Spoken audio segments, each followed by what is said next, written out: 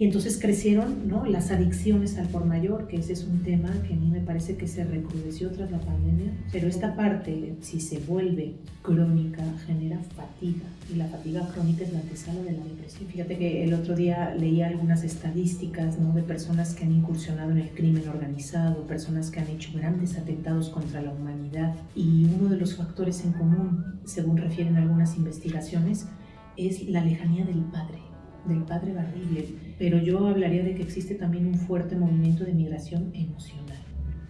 Es decir, los padres estamos donde no debemos.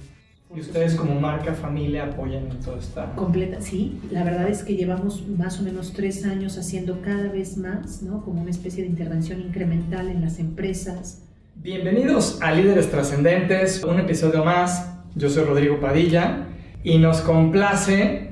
Estamos muy emocionados por 2 cosas. Una, porque estamos lanzando la convocatoria Happy Place to Work para todas las empresas que quieran convertirse en empresas más humanas, felices y productivas. Invitar a todas las empresas, a los empresarios, a que nos sigan en nuestras redes sociales, que conozcan las bases. Pero principalmente porque tenemos hoy aquí a Elena Anaya Jamue. Ella es doctora en Neurociencias y Cognición por la Facultad de Medicina de la Universidad de Navarra, España, y maestra en Matrimonio y Familia por el Instituto de Ciencias para la Familia de la misma institución española. Es además maestra en Psicología Clínica con orientación en Terapia Familiar y licenciada en Psicología por la Universidad Popular Autónoma del Estado de Puebla.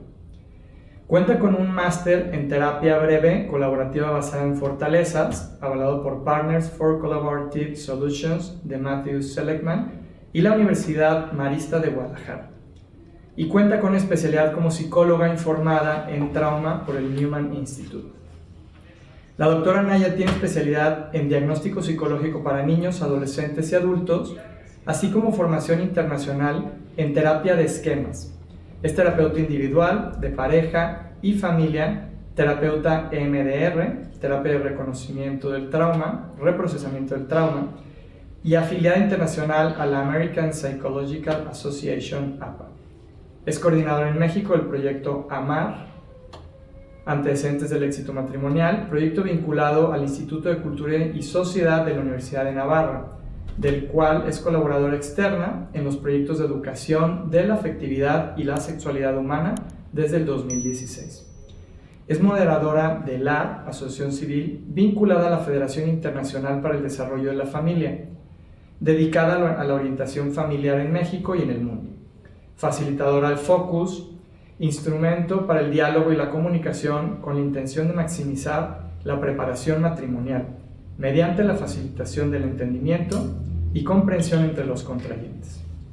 Ha sido profesora universitaria en varias instituciones educativas de México y España, es colaboradora en diversos programas de televisión y radio, conferencista en diversos foros a nivel nacional e internacional, al igual que autora de artículos de investigación en el campo de la psicología. Ha dirigido diversos programas para el cuidado de la salud mental y emocional de diversas empresas, y ha brindado conferencias y talleres en el ámbito corporativo para capacitar a directivos y colaboradores en manejo de estrés, gestión de emociones y conciliación vida familiar y laboral. Y es fundadora y directora de Marca Familia, organización dedicada a apoyar a las personas y familias a vivir en plenitud a partir de su propia historia, características esenciales y proyecto de vida. Está casada desde hace 22 años y, si fuera poco, es madre de 6 hijos. Bienvenida, Elena, qué gusto tenerte por acá finalmente. Te veo. Rodrigo, soy yo la que está feliz, muy contenta, no solo gozando este momento, sino todos los previos para poder formar parte de este podcast. Encantadísima, y espero que sea de muchísima utilidad para la gente que escucha lo que vamos a hablar. Pues un gusto y qué padre que ya estamos por acá. Sí. Y bueno, siempre me gusta iniciar por los orígenes y conocer pues a las personalidades que aquí tenemos y cómo los marcaron ciertos momentos en su vida desde chicos para ser lo que son, ¿no? Y pues todos los seres humanos somos únicos e irrepetibles y tenemos ciertas peculiaridades que normalmente son sujetas o susceptibles a bullying. Sí. En mi caso, pues yo tengo lo que yo siempre Ya con filosofía después le llamé la oreja fotográfica, porque mi hermano y amigos me hacían bullying porque una oreja la tengo así media caída, ¿no? Como queriendo aletear. Y en todas las fotos sale, ¿no? De cualquier ángulo, entonces ya te imaginarás. Y bueno, pues tú tienes una peculiaridad, para los que no nos están viendo, pues Elena es pelirroja. ¿Cómo te marcó y cómo jugó esto a favor o en contra desde tu niñez? Sí, bueno, hoy puedo pensar que es una peculiaridad, no lo diría por tu oreja, evidentemente, pero es una peculiaridad que mucho tiempo yo le asigné un atributo negativo, ¿no? Sobre todo por la reacción que veía que los otros tenían para conmigo. Entonces, al inicio, ¿no? Me hace pensar hoy que hay cosas que pensamos que son desagradables porque la mirada de otras personas hacia ese atributo o característica no es la que pensaríamos o la que desearíamos. Y me doy cuenta que me confundí, ¿no? Justo fue resignificarlo cuando alguna vez, ¿no? Ya estando más grande, que comienzas a arreglarte y demás, mi cabello representaba para muchas personas una cualidad, ¿no? Que destacaban, ¿no? Entonces para mí era realmente confuso, ¿no? Y cuando yo decía, bueno, pero ¿cómo puede ser si de niña era un tema al que tanta gente se burlaba de mí? Y entonces ahí me di cuenta algo que creo que hoy puedo resignificar, que tenemos que aprender a mirar si realmente eso que nos puede caracterizar es del todo malo. También me ayudó un poco a darme cuenta que era yo muy sensible, ¿no? Y entonces tenía yo algo que se llama percepción social, una gran facilidad para mirar reacciones de los demás, que hoy veo que es un gran atributo que me sirve en mi carrera profesional, ¿no? Hay que saberlo moderar, hay que saber tomar perspectiva, porque si no puedes quedar sobreimplicado emocionalmente, que me llegó a pasar, ¿no? Que el día podía descomponerse por alguna especie de comentario, ¿no? Que podía ir alusivo a que no fuera lindo mi cabello. Pero bueno, de esto se aprende ya que uno es mayor, ¿no? Pero en el momento uno la pasa mal, luego la pasas mejor, pero sí, comprendo lo que me dices porque es verdad que estas cosas pueden hacerse de una aparente debilidad una fuerza. Claro, y yo creo que, o sea, todos tenemos algo, ¿no? Y a mí también me pasaba, ¿no? Yo era muy güero, o sea, el pelo era casi blanco de chico, entonces pues llegaba y no encajaba porque todos eran castaños, entonces siempre era también al principio como, pues no, yo quiero ser igual que los demás, ¿no? Para encajar, ¿no? Claro. Oye, platícame, por ahí antes de la entrevista platicamos un poco de tu padre. Y me llamó mucho la atención que decías que él te hablaba de que había una decisión que probablemente pudiera ser la más importante en tu vida. Platícame qué te platicaba al respecto y cuál es ese gran secreto. Sí, yo creo que comparto con mi padre muchas cosas, entre otras me parece que el temperamento, los dos somos melancólicos, ¿no? Sentimentales, con lo cual somos muy nostálgicos, muy reflexivos. Entonces mi papá siempre me hacía alusión a que la mejor decisión de su vida había sido casarse con mi mamá, cosa que a mí me impactaba, sí, maravillosamente, la verdad sí, me hizo desde muy corta edad anhelar también yo vivir un amor tan bonito como el que veía que ellos se tenían. Y me decía que hay decisiones, que en general las decisiones marcan la vida, pero algunas son muy definitivas. Entonces me decía, pon mucha atención, no tanto en qué trabajarás, ¿no? O qué decisión profesional tomarás en algún momento, sino con quién estarás. Porque eso sí cambia absolutamente el camino de vida.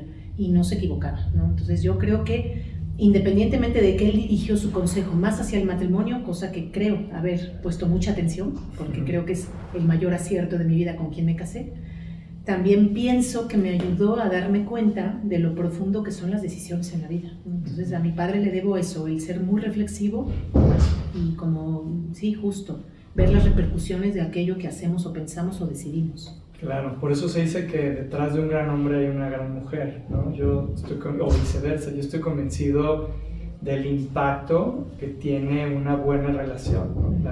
Al final de cuentas, si tienes esa buena relación, pues sales con toda esa fuerza. Creo que Goethe es quien dice, no es más fuerte el que se siente fuerte, sino el que se siente amado, ¿no? Que siempre cambia un poquito la frase, pero es el concepto.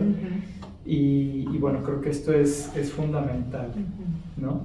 Totalmente, no, absolutamente. Yo creo que hay en estas relaciones de matrimonio hay complementariedades planificantes y a veces hay aparentes complementariedades que extinguen a las personas, ¿no? Entonces yo creo que aprender a encontrar pues los puntos de riqueza, las enormes diferencias y respetarlas, la verdad te ayudan a hacer del otro un compañero, no un rival, no alguien a distancia. Entonces sí, completamente, o sea, yo creo que solemos elegir, dice un experto en temas de autoestima a personas que más o menos tienen nuestra misma autoestima.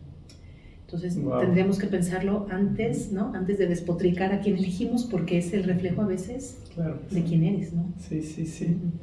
Sí, oye, platícame un poco, normalmente pues elegimos como nuestra contraparte, ¿no? Yo siento que el enamoramiento es como un engaño, ¿no? Para atraer al opuesto y que puedas experimentar el amor, que es una decisión de voluntad, ¿no? Porque si no sería muy fácil. Sí. Platícame así brevemente, ¿qué opinas? Sí, desde esa teoría. De ese truco que nos pone Dios o el universo para atraer al opuesto.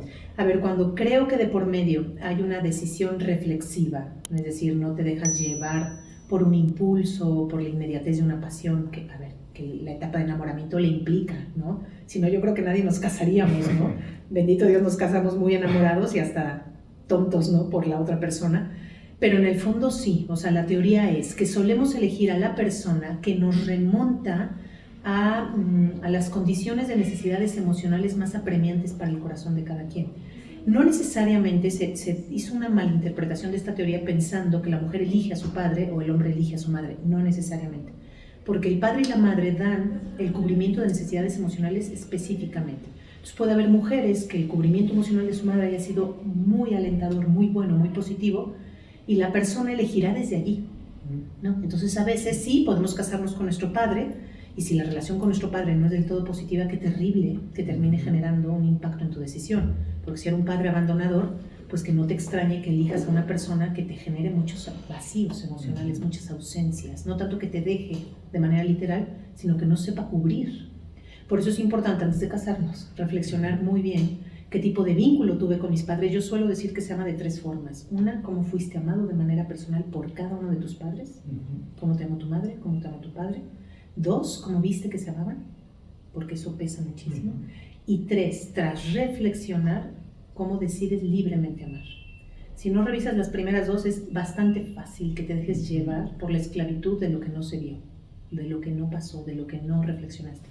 Pero sí, claro que pega, pero tienes razón, hay una parte muy virtuosa del amor, donde yo pienso que en el matrimonio adquieres una segunda naturaleza educativa, que si sabes elegir, realmente Dios te permite vivir al lado de una persona que impacta en lo que más necesitas, ¿no? Que creo que ese es el gran complemento y el esplendor de la voluntad al amar, ¿no? Que puedes convertirte en alguien bastante mejor, ¿no? De lo que eras al inicio de la relación. Y entonces al elegir pareja buscamos como cubrir ciertas carencias que no tuvimos o buscamos imitar las fortalezas que sí tuvieron, o sea, ¿podemos irnos para un lado o para otro? Sí, ¿podemos decirlo? Sí, de alguna forma tuvimos muchas carencias y tuvimos muchos vacíos y nos mostramos irreflexivos, es probable que hagas de la otra persona un compensatorio emocional, porque estás eligiendo desde la parte más ciega de ti, desde tu oscuridad. Pero sí, de alguna manera revisaste tu historia, te diste cuenta qué quieres y no quieres, incluso si tus padres sufrieron una fractura. Puede que elijas no solamente desde la carencia, sino desde el compromiso real contigo mismo o contigo misma de querer vivir una historia de amor distinta si fuese el caso, ¿no? Este tema me apasiona, de hecho eso va mi tesis doctoral, ¿no? Que fueron predictores de éxito para el matrimonio, entonces dependerá, pero sí, es verdad que tú y yo seguramente tenemos cosas que de manera natural nos inercian hacia el vínculo emocional que vivimos en ese primer amor que es el amor de nuestros padres. Entonces sí puede llegar a influir, por eso es bueno que lo revisemos, de qué manera influye, cómo me ha impactado, qué me ha hecho decidir, para que lo traigas del inconsciente al consciente. Decía Jung que estarás echándole la culpa al destino si no traes del inconsciente al consciente las cosas que tienes que reflexionar, ¿no? Entonces es fundamental este proceso reflexivo, ¿no? Fundamental. Para toda la vida, pero yo diría que eso, cuanto más, la verdad. Claro. Sí. Qué interesante. Oye, me brinco ahora a... Decides estudiar psicología. Sí. ¿No? Sí. Yo tengo esta creencia, y más porque yo lo viví. Yo estaba entre que si me iba a estudiar psicología o negocios. Yo toda la vida siempre fui muy inquieto en el tema de emprendimiento. Y yo desde chico quería estudiar negocios, pero... mi mamá tuvo una situación, cayó en depresión muy fuerte, y entonces en un momento dije, quiero estudiar psicología porque quiero entender y quiero ayudar. Opté por negocios, pero la vida me regresó, ¿no? Sí, eso. Entonces tengo esta vivencia y creencia de que normalmente uno estudia psicología para entenderse o entender a alguien más. En tu caso, ¿te resuena o no? ¿O por qué decides estudiar psicología? Me resuena muchísimo y yo creo que eran las dos cosas, ninguna excluye a la otra. Era para entenderme y entender sobre todo también a mi mamá, ¿no? Que amo profundamente a mi mamá a la fecha, pero había cosas que me generaban un desconcierto y el estar reflexionando sin respuesta me parece la circunstancia vital más desesperante, porque reflexionar sin hallar respuesta o luz, y yo pensaba seguramente que en ese momento la encontraría en la psicología, entonces sí. Y además, sumado a que me daba cuenta que naturalmente tenía talentos, además de un llamamiento a estar con gente, a entender sus problemas, no solo los de mi madre o los míos, sino que la gente cuando se apartaba de haber hablado conmigo, solían decirme que se iban un poco más consolados. Y eso para mí se volvió un gratificante verbal extraordinario. O sea, qué impacto que puedas hacer que un corazón se vaya con más consuelo. Se volvió tal cual, no diría una obsesión porque suena un poco patológico, pero sí un propósito, ¿no? Un propósito. Oye, ¿y qué opinaba tu padre con respecto a este propósito?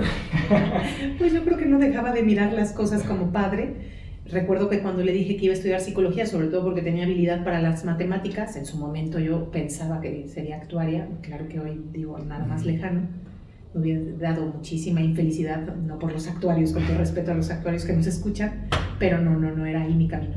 Mi padre solo verbalizó, te vas a morir de hambre, ¿no?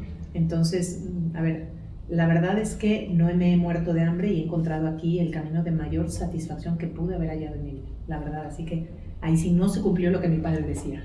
Me encanta este ejemplo porque yo creo que siempre hay velos o barreras para encontrar nuestro propósito. Y creo que, bueno, Víctor Frank habla mucho de ello, ¿no? Que hay que encontrarle un sentido, un significado a la vida, ¿no? Que es el mayor motivador del ser humano. Él habla que es hasta casi una obligación de que cada uno tenemos este llamado. Y muchas veces, pues nuestros padres, nuestros amigos, la gente a veces más cercana nos dice, no hagas eso, no va por ahí. Pero qué importante que hayas encontrado en tu corazón este propósito, ¿no? Tal cual. Seguramente hay gente que decide con mucho más cerebro, más racionalidad. Yo me he dado cuenta que en mi caso, el mirar el pálpito, ¿no? Estas intuiciones profundas desde el corazón, no me equivoco, ¿no?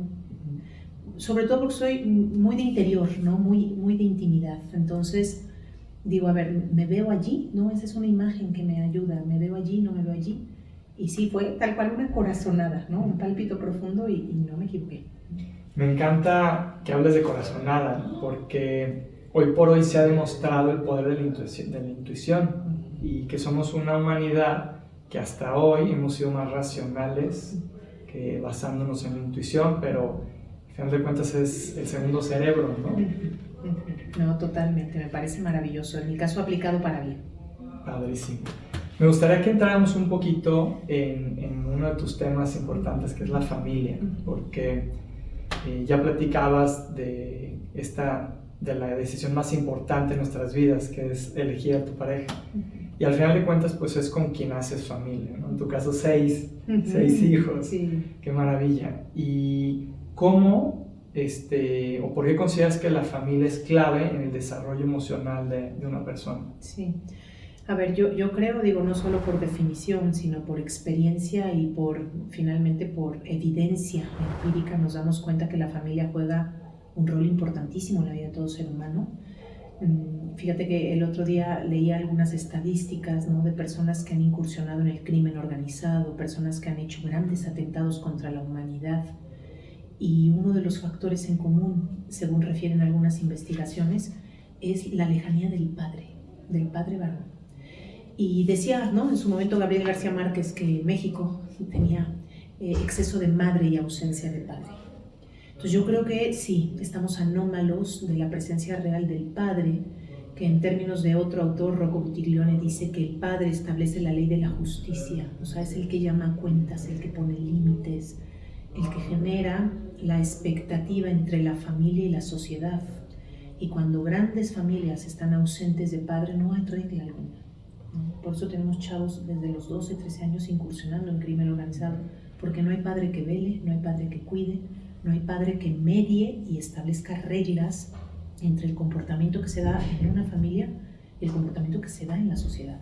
Entonces, a mí este tipo de datos que tienen evidencia científica, que cuando se analiza o se mira las historias de reclusos, es muy duro porque detrás de eso sí hay fuertes fracturas familiares, ¿no? O Fernando Pliego, este gran investigador de la UNAM, que ha hablado de las grandes circunstancias que llevan, entre otras cosas, enfermedades mentales, a deserciones escolares, a problemas de violencia, atentados, incluso intentos de suicidio, se dan cuenta que es fruto de la desestructura familiar. Entonces, es como para que prestemos atención, ¿no? Entonces, yo creo que realmente la familia genera pues un campo de humanización, ¿no? Ya lo decía San Juan Pablo II, pues es la escuela de humanidad más rica. Ahí es donde aprendemos los aspectos que más nos radicalizan como persona, ¿no? La bondad, la ternura, el estar incondicionalmente dispuesto a un ser humano, sin ningún tipo de interés oculto, ¿no? Cuando un padre o una madre tiene un interés oculto en un hijo, está torcida la finalidad. Las personas no tienen ningún tipo, en las familias, por lo menos así tendría que ser, ningún tipo de objetivo para el cual me vinculo. El objetivo es estar vinculado a ti, ¿no? O sea, no existe un propósito oculto, o por lo menos así tendría que ser. Entonces, cuando la familia no es lo que debiera ser, pues es cuando se corrompe, que ese es lo terrible del tiempo actual. Entonces, la verdad es que sí, yo soy una enamorada del tema de la familia, me encanta promoverlo en todo, ¿no? Generar anuncios en la tele a través de conferencias, talleres a padres, y yo creo que hay una enorme hambre, ¿no? De saber encaminar no solo la pedagogía familiar, sino realmente incentivar el valor real de la familia. Elena, ¿y cómo hacerle si hemos creado un sistema económico y social que ataca la estructura de la familia? Y no que la ataque, sino que pues no hay forma de que creemos una estructura familiar donde haya comunicación, donde haya tiempo, déjate tu tiempo de calidad. O sea, la gente, pues de entrada todos nuestros paisanos que emigran a Estados Unidos, que tienen que hacerlo por necesidad, tristemente, y pues yo nunca había escuchado esta estadística, me dejó frío, ¿no? Pero ahora me hace sentido el decir, bueno, pues no hay quien contenga, no hay esta autoridad, pues sí, este rol, ¿no? Este modelo a seguir. Y pues cómo hacerle, o en el mejor de los casos, que sí están aquí los dos padres, pero trabajan los dos, y entonces ven solamente a sus niños para dormirlos, les dan una bendición, los levantan a veces, en el mejor de los casos. ¿Hay alguna esperanza o alguna forma de lidiar con estas nuevas estructuras? Sí, pues a ver, si vemos los datos pareciera que no, ¿no? Pareciera que es, la verdad, desanimante mirar que es verdad que existe el fenómeno migratorio, que en México es alarmante. Tú vas a ciertos lugares, ¿no? A los que, por ejemplo, yo he ido a misiones y ves pueblos fantasmas, absolutamente desprovistos de varones que se encuentran, ¿no?, trabajando en Estados Unidos. Entonces es terrible, pero yo hablaría de que existe también un fuerte movimiento de migración emocional. Es decir, los padres estamos donde no debemos. Sí. Hemos hecho un movimiento de nuestra presencia a otros lugares. Entonces estamos pues en torpezas, en tonteras, en falsas realizaciones. Yo creo, la verdad, un hijo es capaz de comprender la ausencia de un padre si se da cuenta e intuye que su ausencia se debía a un amor real. Pero yo lo veo en terapia, pero un hijo no puede perdonar una ausencia cuando realmente en el fondo es no haber querido estar contigo. Híjole, me sacudió el concepto que dijiste, migración emocional. Porque a lo mejor hay gente que ha migrado, que está más presente que a veces los que estamos físicamente presentes, ¿no? Totalmente. Yo, mira, trato con personas que tienen familias desde hace muchos años, algunos no pueden volver por un tema legal, sin embargo lo sienten aquí, porque están 100% al pendiente de las necesidades, si quieres económicas, pero no fallan a festejos virtuales, a la preocupación empática de cómo va este tema, van dando seguimiento, realmente están en la piel de los familiares a pesar de los kilómetros de distancia. Me duele más justamente la migración emocional.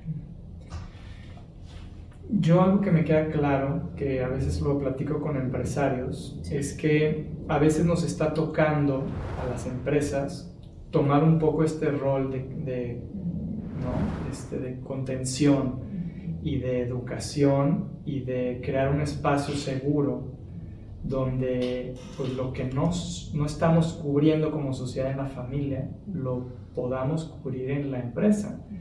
Al final de cuentas, yo siempre hago esta pregunta de cuánto tiempo de tus 24 horas del día, de lunes a viernes, cuánto tiempo se te da en el trabajo, incluyendo el traslado. En promedio, 50%, porque hay gente pues, que tarda un chorro de horas en traslado. Sí. Entonces, yo les digo, pues no creen que debería ser como un Disneyland laboral, o sea, debería de ser algo donde te motive ir y estar con gente que pues estimas, ¿no? Porque pues a eso le estás dedicando la mitad de tu vida.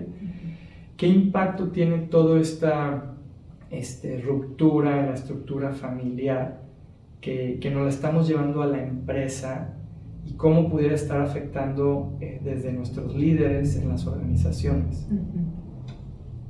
A ver, quiero ser como prudente en mi respuesta porque es verdad que hay muchos problemas que sí tienen su raíz en desestructura familiar, en fuertes problemas en donde los empleados, ¿no? Los miembros de una empresa pues tienen dificultades que están sorteando en sus propias familias, la adicción de un hijo, enfermedades, la fractura de un matrimonio, en fin, cosas muy graves. Y es verdad que eso ya trae consigo una problemática específica que hoy nos damos cuenta que no es tan fácil dejarla en casa, ¿no? Sobre todo, bueno, pues para las mujeres, por ejemplo, ¿no? Que realmente tienen un enorme vínculo emocional con sus hijos o se encuentran solas. Yo creo que aquí lo que han hecho algunos empresarios, a mi parecer de manera afortunada, es mirar esa realidad familiar.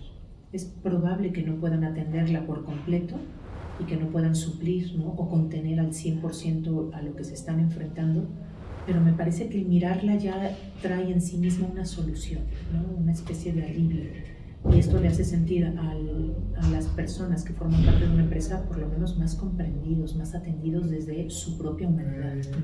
Entonces yo hoy por lo menos sí me toco y trabajo con algunas empresas que esta parte sí la dan por sentado, que la deben considerar, ¿no? Que no solamente están en resultados o en efectivismo o en productividad, sino que se dan cuenta que hay problemáticas seriosísimas, sobre todo por el incremento de adicciones, por cosas que terminan repercutiendo, ¿no? En el desempeño de un colaborador de sus empresas, ¿no? Oye, ¿qué tan cierto es esta frase que escuchamos que los problemas de la casa en la casa y los problemas del trabajo se quedan en el trabajo? Hombre, como idealidad me encantaría, pero a ver, no es así. Tenemos que hacer un ejercicio reflexivo para saber diferenciar, sí, es verdad, y yo creo que todos tendremos que hacer un esfuerzo, pero cuando un problema finalmente te inunda, te sientes sobrepasado, que ese es el grave tema de la salud, que como estamos llegando tarde, como estamos ya más bien en una etapa en donde estamos atendiendo situaciones que ya emergieron y que ya emergieron con fuerza, que tienen calidad de emergencia, ¿no? de urgencia por atenderse, pues no es tan fácil.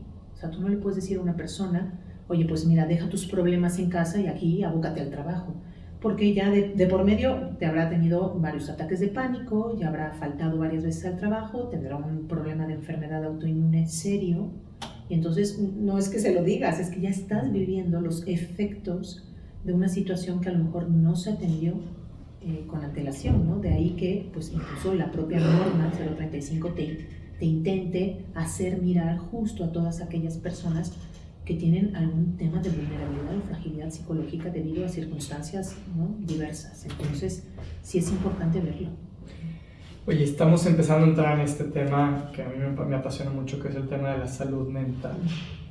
Y bueno, hemos visto que a partir de la pandemia se incrementaron los problemas. Sí. Y creo que es como el tsunami, ¿no? O sea, fue el temblor, la pandemia, pero siento que apenas vienen los grandes problemas que se están desencadenando en temas de salud mental. ¿Cuáles son los principales problemas que tú ves que han crecido en el ámbito empresarial alrededor de este tema? Sin duda alguna, el número uno, y eso por estadísticas a nivel mundial, ¿no? Que apuntala tanto la Organización Mundial de la Salud, pero que tú puedes checar en el INEGI también, sin duda alguna, el número uno es la ansiedad. El número uno.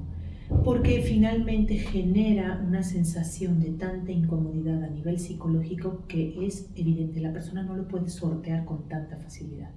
Y genera un cúmulo de horas y de días donde la persona se ausenta o siente tener escasas habilidades para poder surfear por un cúmulo de emociones que le sobrepasan. Pero va seguido por el tema de la depresión. Y aquí es interesante porque existe toda una curva en donde las personas no saben atender, que esa es parte de la psicoeducación que se debe, o que yo, he intentado a través de lo que realizamos, hacer, que es generar como una visibilización de todos los síntomas que comienzan a ser llamadas de atención de un potencial riesgo futuro, ¿no? Es una especie de curva que comienza con cansancio, ¿no? Con una especie de desánimo, en donde las personas no saben leerse. Lo más fácil es que la gente no lo vea, no lo acepte, no pida ayuda, ¿no? E intente generar un esfuerzo por sacar esto adelante. Y ese esfuerzo termina por agotar la poca fuerza que tenía. Porque no existe una cultura, primero, de autocuidado, y ya cuando intenta la persona mirarse, ya es aparentemente muy tarde, donde la empresa tampoco puede hacer lo que el colaborador pudo haber hecho en su momento. Por eso lo primero es cobrar conciencia. Pero esta parte, si se vuelve crónica, genera fatiga, y la fatiga crónica es la antesala de la depresión. Estamos hablando de algo parecido al burnout. ¿Es el burnout? Exactamente, el burnout. Exactamente. Ya que se da un ascenso, la persona en el punto máximo es burnout y tiene sensaciones, sentimientos, pensamientos terribles, ¿no? Una persona puede vivirse en sus reacciones, en sus emociones, en su forma de vincularse de manera absolutamente fuera de sí, ¿no? Entonces puede comenzar a tener ataques de ira, problemas, ¿no? de absoluta deshumanización en su trato, de incumplimiento. Incluso hay quienes llegan a desarrollar hasta una especie de cinismo, ¿no? Es decir, me vale, ¿no?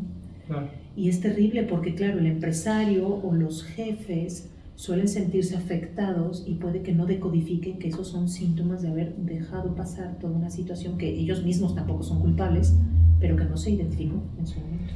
Y es bien fácil juzgar, ¿no? Normalmente juzgamos y decimos vieja bruja o hijo de su maíz, ¿no? O sea, sí. Es súper cínico, pero realmente todo esto es una consecuencia de todos los problemas que vienen detrás, sí, por una falta de entendimiento de estos problemas. Creo que tú mencionabas de como como identificarlo, ¿no? Pero creo que todavía tenemos que ir un paso atrás. O sea, creo que nos hace falta comunicarlo, porque la gente... Yo a veces hablo mucho del estigma alrededor de la salud mental, pero antes del estigma, pues la gente ni siquiera sabe que a lo mejor está padeciendo ansiedad o depresión. Entonces creo que desde ahí podemos empezar. ¿Qué crees que ha incrementado todos estos temas? Yo creo que es una multiplicidad de factores. Sin duda alguna, la pandemia fue como el gran efecto lupa de mirar lo que ya se venía, ¿no? Digamos, cocinando de tiempo atrás, a nivel familiar, a nivel personal, ¿no? La cantidad de detonaciones en diagnósticos sobre salud mental claramente se agravó en pandemia, definitivamente. Pero bueno, yo creo que hay varias situaciones, ¿no? Lo primero es que tendríamos, como si fueran círculos concéntricos, tendríamos que atender que las personas que más fácilmente detonaron es porque tenían ya de manera previa factores de riesgo. ¿Qué factores de riesgo? Rasgos temperamentales, incluso latencias, ¿no? De enfermedades que no habían sido manifestadas porque el entorno les contenía, ¿no? Entonces no se les había manifestado. En psicología y en psiquiatría hay dos conceptos que se diferencian. Uno es estado y otro es rasgo. El rasgo es algo constitutivo, ¿no? Por ejemplo, yo tengo un rasgo de sensibilidad. Y si yo estoy en estados permanentes de crítica, ese rasgo de sensibilidad, ¡pum!, se junta rasgo más estado. Había personas que tenían rasgo de ansiedad, ¿no? Porque tienen factores de fragilidad psicológica. Y si a eso les sumas, ¿no? Una situación extrema que provoca fácilmente ansiedad social, sensación de ineficacia, soledad, sentimiento de exclusión, da un detonante brutal. La gente que más fácilmente comenzó a sentirse peor, claramente cuando tú revisas, ya tenía latentes muchas zonas de riesgo que las sobrellevaba porque se recargaba demasiado en su vida, ¿no? En situaciones externas, en el trabajo, en los amigos, en el alcohol, Y entonces crecieron, ¿no?, las adicciones al por mayor, que ese es un tema que a mí me parece que se recrudeció tras la pandemia. O sea, todo el tema de las adicciones está generando un estrago muy fuerte, ¿no?, tanto a situaciones de sustancias, pero también a actividades, ¿no? Eso es un tema que estamos ahora mismo, la verdad es que estamos en una sociedad con enormes índices de preadicción o adicción, y eso, la verdad, es una maniobra terrible para los empresarios, para la sociedad, porque tenemos a gente muy frágil con enormes rasgos de impulsividad, en donde no tienen ni los básicos del autocuidado, como puede ser un sueño reparador, una buena alimentación, una estructura familiar que contiene, hacer ejercicio, que eso es lo generalizable, ¿no? O sea, ¿qué hace un psicólogo, un psiquiatra que te recomienda? Pues esta, digamos, situación tripartita de decir, haz ejercicio, cuida tu sueño, cuida tu alimentación. Y mucha gente no lo tiene, entonces les afecta más a los que, como te refería anteriormente, tenían zonas de riesgo. Y bueno, pues yo creo que un entorno muy desestructurante, familias desestructuradas, fuertes tiempos y abocados a las pantallas, a redes. Yo creo que todo esto está generando un impacto muy fuerte. Hoy estaba leyendo de Andrés Oppenheimer, el del pozo, ¿cómo se llama? ¿Sobre la felicidad? Sí, salga del pozo, cómo salir del pozo. Y habla de los receptadores sociales de Inglaterra, me encantó, ¿no? Impresionante. O sea, que identificaron que porque por lo menos el 20% de las personas que atendían a un psicólogo o psiquiatra eran por problemas no mentales, sino por sociales. Totalmente. Y entonces les recetan actividades sociales, ¿no? Como ir a un museo, como involucrarse en clases de jardinería, en un equipo de fútbol. Y creo que es algo que nos está faltando como sociedad, tener como más actividades. Pero me gustaría como que llevemos la conversación un poquito más hacia los empresarios, porque creo que también, si bien a lo largo de toda la organización hay un impacto, muchas veces los empresarios no tienen herramientas o este medio de contención para lidiar con su propio estrés, ansiedad o depresión, y tienen que, pues al final de cuentas, contener muchísima responsabilidad y presión que a veces los de abajo no entienden, ¿no? Sí, totalmente. Entonces, ¿qué recomendaciones pudieras dar para los empresarios en este aspecto? Claro, como bien dices, yo creo que tienen una carga muy grande, ¿no?, en sus hombros, que no es solamente sacar adelante su propia empresa, sino atender, ¿no?, a toda la gente desde su humanidad, ¿no? Sobre todo hay empresarios bastante conscientes. Yo hablaría un poco de niveles, ¿no? Me parece que un empresario hace muy bien las cosas si un primer nivel es orientativo educativo.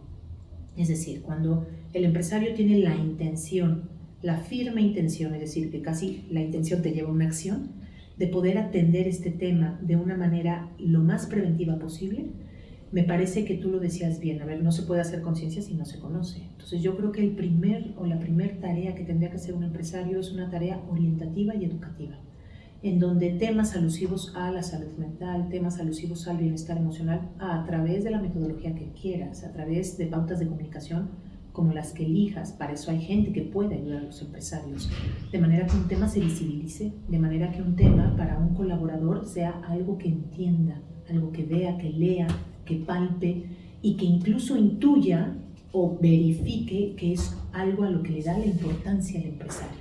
Y hoy por eso hay empresarios que sí, que hacen sus jornadas de salud mental, que hacen conferencias en donde van hablando de ciertos temas, pasan una especie de trípticos o información donde si tú sientes, ¿no? O sea, me ha tocado trabajar con algunos empresarios que esto te lo compran, porque se dan cuenta que tienen que hacer este primer nivel orientativo. Y en ese primer nivel orientativo es un nivel, vamos a decirlo, de beneficios generalizables. Todos quedamos beneficiados, porque nada de esa información está de más, no siempre cae, a lo mejor de manera particular a cada caso. Para eso existe un segundo nivel, que donde un empresario quiere ir a más, comienza a partir de un buen diagnóstico, de haber hecho un buen ejercicio orientativo educativo, comienza a detectar puntualmente qué sucede que sucede en su empresa y dependerá bastante del giro de su empresa, del número de empleados que tenga, de las problemáticas que se tendrán que saber con anticipación, cuáles son ellas. Si será un tema, por ejemplo, que hay empresas que tienen una enorme dificultad, ¿no?, de rotación, o gente que tiene problemas para desplazarse y llegar al trabajo, personas que tienen una enorme desestructura familiar, incluso adicciones, dependerá, ¿no? O sea, se tiene que hacer un buen diagnóstico. Claro. Ya sabiéndolo, se hace una intervención mucho más puntual a la necesidad de esa empresa, en donde se puede hacer ciclos de conferencias, talleres o incluso lo que algunas empresas hacen y que es bastante sugerible, que es hacer acompañamientos, ¿no? Acompañamientos psicológicos, generar pues probablemente aliados, ¿no?, en el campo de la psicología que puedan llegar a generar propuestas de programas a la medida tanto de la empresa como del empresario. Y yo creo que esto cada vez los empresarios están más sensibilizados. Antes era un tema donde no había recurso para ello. Hoy se dan cuenta que no pueden no tenerlo. Claro. ¿Y ustedes como marca familia apoyan en toda esta...? Completa, sí. La verdad es que llevamos más o menos 3 años haciendo cada vez más, ¿no?, como una especie de intervención incremental en las empresas, desde, ¿no?, cosas maravillosas. Hay empresas que dependiendo de su nivel de desarrollo, del número de empleados, pero hay empresas donde dicen, oye, fíjate qué interesante, una empresa para la que trabajamos decía, a ver, mi gente está bien, pero creo que puede estar mejor. Y yo quiero colocar a cada quien en donde debe estar y no donde estoy colocado. Hicimos un trabajo de perfilamiento psicológico muy lindo, con una entrevista a profundidad, con 2 pruebas psicológicas maravillosas, una de competencias laborales y otra factores de personalidad, de forma que el empresario entendiera que la persona estaba en el lugar indicado. Y si no, ver de qué forma, ¿no? Pues esto habla de un compromiso muy grande. Pero justo programas, ¿no?, donde se visibiliza el tema de la salud mental, el bienestar emocional, se dan estrategias, herramientas. La verdad es que dependerá, la creatividad da para muchísimo y sobre todo es atender la necesidad. No es un programa ya que se llega y se impone, sino que tenemos que ir, como sucede con una terapia, a hacer un muy buen diagnóstico para que el trato sea lo más personalizado y personalizante posible, ¿no? Coincido, creo que el diagnóstico es fundamental, ¿no? Saber cómo está la persona y cómo está la organización. Totalmente. Oye, Elena, ¿y qué herramienta, existe algún toolkit, ¿no?, de herramientas que nos puedas compartir? Decir, a ver, esto puedo aplicar en general, como algún tipo de hábitos emocionales para mejorar nuestra calidad de vida, nuestra calidad de relaciones o para poder lidiar mejor con la ansiedad y el estrés. Sí, a ver, de hecho hay hasta plataformas, ¿no?, que vas poniendo hasta ciertas alertas, ciertas alarmas, donde a lo mejor tú la puedes difundir, no es que la crees, ¿no?, ya está creada, y entonces tú puedes ayudarle a que tus empleados en algún momento, pues bueno, desde un estiramiento físico, desde hacer anclaje o grounding, ¿no?, decir, a ver, ¿dónde estoy? ¿Qué estoy haciendo? ¿Cómo me siento? Hacer un alto, flexibilizar horarios, o sea, yo creo que dependerá, pero hay muchísimas estrategias. Este tema del acompañamiento o el coaching, creo que también se ha vuelto una gran herramienta. De hecho, estamos ahorita desarrollando todo un proceso de acompañamiento donde los jefes, no directamente a sus subordinados, pero generan la mentoría a otras personas, pero el principal requisito, como decía Abraham Maslow, es actualizarte tú de manera personal, ¿no? O sea, ser una persona actualizada e intencional. Entonces yo creo que hoy los jefes tienen que vivir con conciencia, porque luego son los empresarios los que tienen un desequilibrio de vida, viven estresadísimos, al margen, ¿no?, que claro, traen una responsabilidad inmensa. Entonces yo creo que también hay que saber permear este espíritu del empresario y comenzar él por generar un mucho mejor proceso integrativo en su vida, atender estos temas para que pueda incluso generar una mejor mentoría, si fuera el caso, o un mejor acompañamiento, o habilitar a otras personas, ¿no?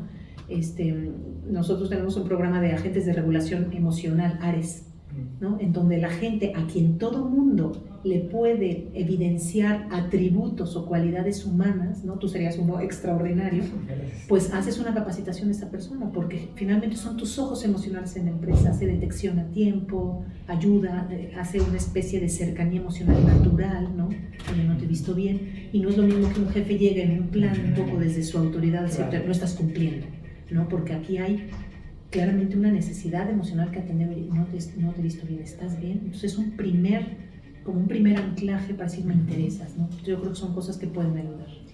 Oye, ¿y hay algunas tendencias que vengan a ayudar a todo el tema empresarial? No sé qué opinión tengas acerca de la atención plena o con toda tu investigación que has escuchado. Sí, sí hay tendencias. Hoy el mindfulness es completamente una de las grandes tendencias. Me parece que tiene, ¿no? Pues todas las herramientas cognitivo-conductuales de tercera generación, ¿no? Que tienen que ver con la aceptación, con la atención plena, donde se sabe que mientras más evites o mientras más ataques lo que te está pasando, sucede que haces crecer el síntoma, ¿no? O sea, realmente ahí es algo en donde uno tiene que aprender a aceptar para poder combatir lo que te está sucediendo. Y aceptar pasa por justo saber describir tu problema, saber aceptar y pedir ayuda. Y también me parece que hay muchísimas herramientas, ¿no? De mindfulness, de atención plena, que pueden ayudar, ¿no? Que más que como una filosofía de vida, me parece que tiene la respiración concentrada, el abrazo de la mariposa, los ejercicios de imaginación, toda la parte de imaginería. Creo que son cosas que son de muy fácil capacitación, de muy fácil inserción en programas, ¿no? de rendimiento emocional en las empresas y que pueden tener enormes beneficios. La gente no sabe respirar, por ejemplo.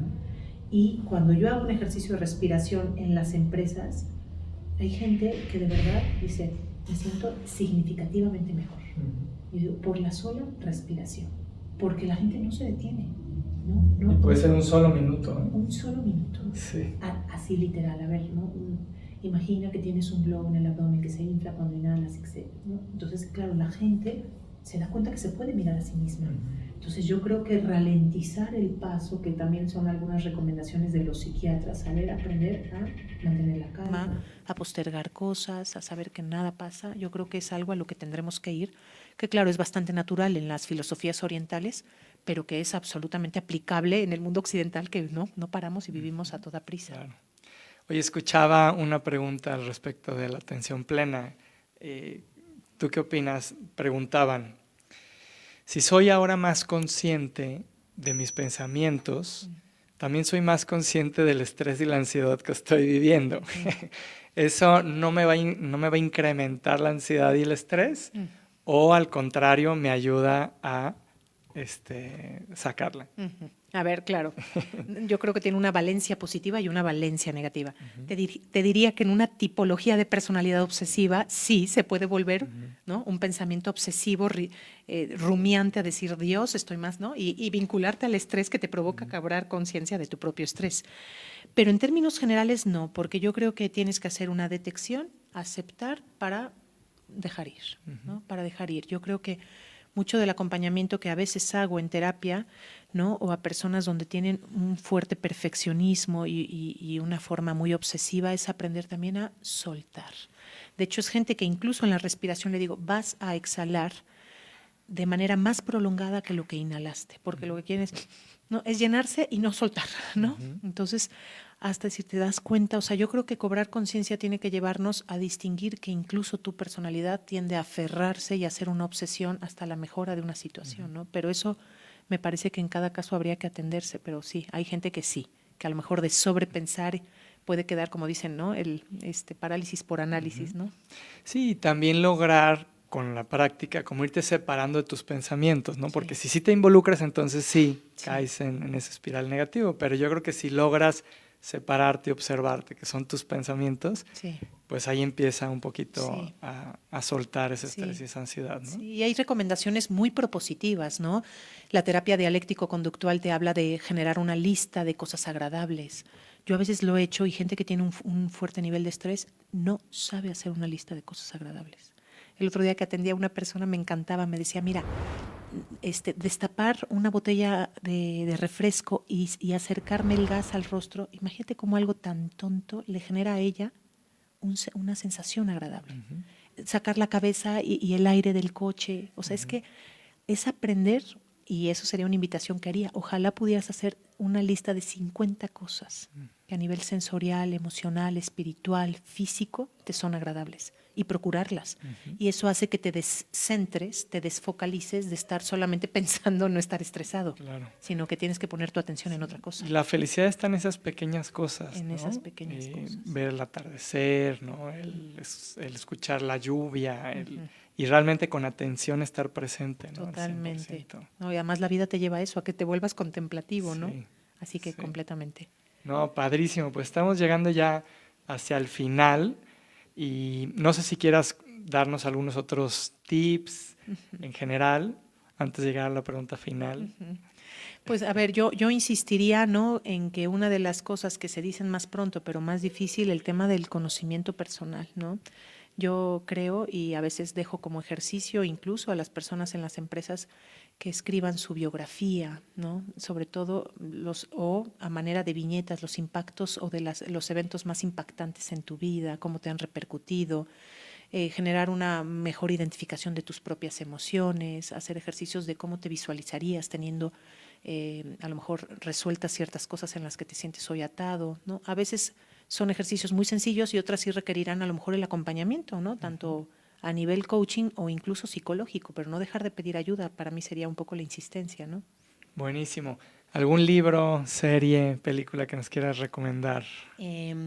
Pues mira, a mí me gustan mucho todos los temas de comunicación, me encanta, ¿no? A ver, pienso, por ejemplo, Giorgio Nardone, que es un psicólogo italiano con un gran prestigio a nivel académico y terapéutico. Tiene 3 libros que quisiera recomendar. Uno se llama Diálogo Estratégico, que te ayuda muchísimo a entender lo que te sucede y cómo plantearlo. Diálogo Estratégico. Tiene otro que se llama Corrígeme si me equivoco, en los temas de, ¿no?, aprender también a salir de ti, pero identificar. Y uno que me encanta que se llama Psicotrampas, ¿no? Entonces habla de trampas de pensamiento y trampas emocionales que te pueden ayudar a entender por qué muchas veces sigues como en una especie de encierro, en un laberinto sin dar solución, ¿no? Sobre todo este último creo que sería una gran recomendación. Psicotrampas de Giorgio Nardone. Súper, me encanta. Sí. Pues, y la última pregunta, ahora sí ya para cerrar, Elena. Si hoy colgaras los tenis, ¿no? Dios te llamara, pero te diera la oportunidad de regresar 5 minutos, ¿cuál sería tu consejo final? Dios, pues a ver, ay Dios, pues sí, simbra la pregunta, claramente. Pues mira, creo que lo primero sería dar gracias y si no di gracias, pues explicitarlas, ¿no? Dar gracias y a lo mejor justo creo que me despediría, porque en el fondo 5 minutos no son nada, ¿no? Me despediría pues dando gracias. Creo que es la virtud más grande que puede tener el ser humano, ¿no? Dar gracias porque pone en perspectiva y en dimensión pues todo lo que has recibido. Que la verdad yo sí me gusta vivir pensando que todo es un gran don. Me encanta. Pues qué placer, Elena. Muchísimas gracias por esta entrevista. La disfruté mucho. Y pues muchas gracias a todos por escucharnos. Los invitamos a que nos sigan, a que le den like, a que se suscriban. Y pues muchas gracias. Esto fue Líderes Trascendentes.